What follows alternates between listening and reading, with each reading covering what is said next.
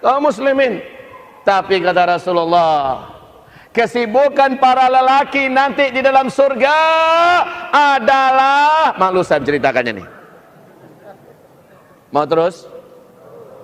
Kesibukan para lelaki yang masuk surga, di surga adalah memecah perawan istri-istrinya.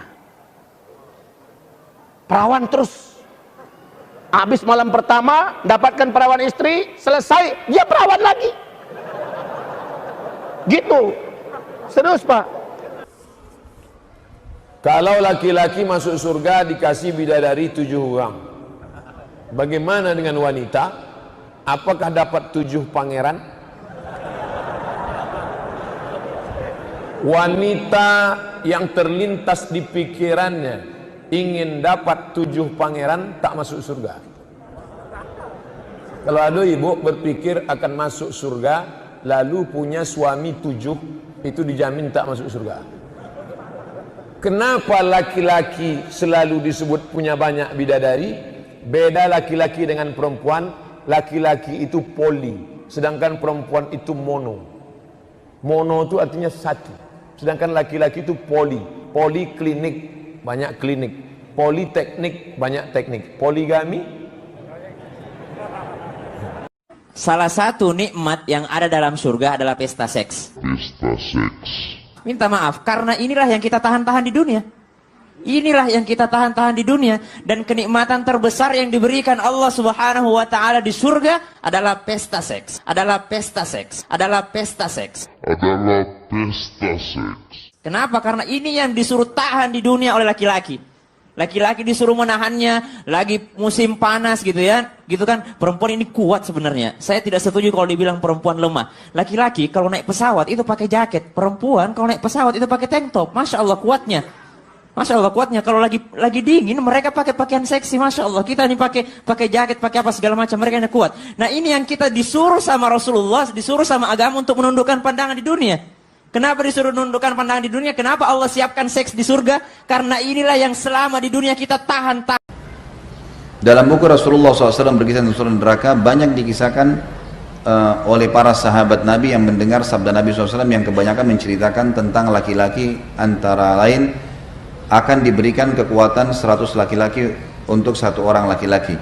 Masing-masing laki-laki akan diberikan 2 orang bidadari, di mana bidadari mendampingi di sampingnya, samping bahunya, dan 1 lagi di kakinya. Pertanyaan, bagaimana dengan wanitanya?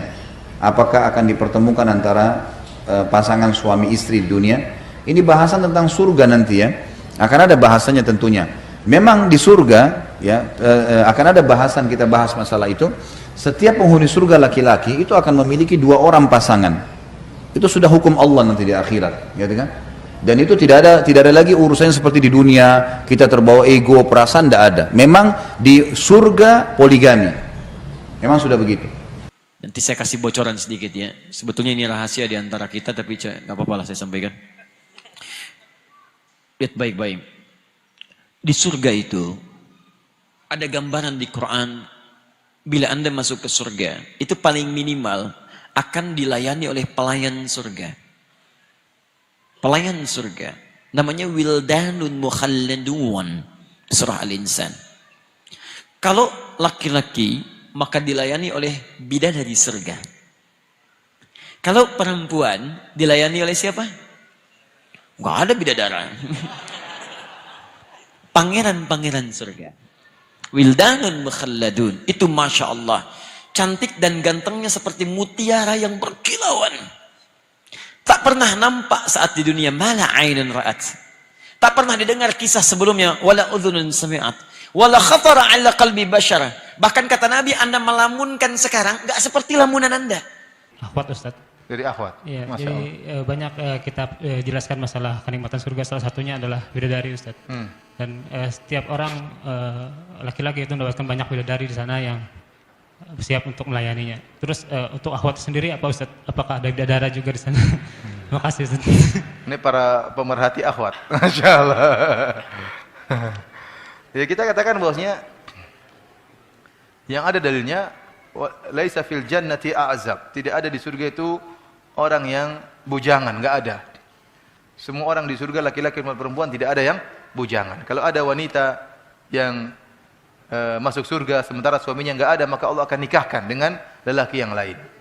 Apakah Allah akan menciptakan lelaki yang tampan sebagaimana bidadari, wallahu alam bisawab, ataukah Allah akan menikahkan dia dengan para lelaki lain yang sudah masuk surga? Ya, yang jelas tidak ada wanita yang bujangan, semuanya akan menikah.